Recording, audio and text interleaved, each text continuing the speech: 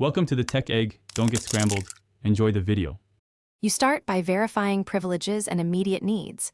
Once done, open your terminal emulator from the menu or with Ctrl plus Alt plus T.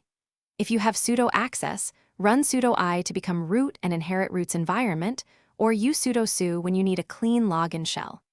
Make sure to update apt with apt update before major installs. This prevents package mismatches.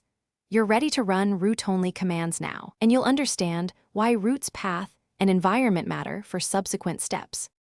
Once you have a root shell, configure the terminal so tools display properly. Export term equals xterm 256 color and check locale with locale. You'll want to edit files as root only when necessary, and when you do change ownership, use chown user, group file, or chmod 700 script to limit access. Install packages with apt install package name while root so dependencies configure correctly. Make sure services you start have correct unit files. Editing system configs as root is powerful but irreversible unless you back them up first. To finish, gracefully exit the root shell with exit or Ctrl plus D so you don't run further accidental commands as root.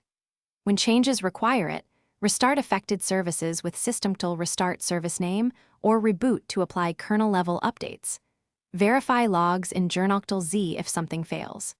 If you ever get locked out, boot into single-user mode or use a trusted live USB to mount the root file system and reset the password. That recovery step is your key troubleshooting option if authentication breaks.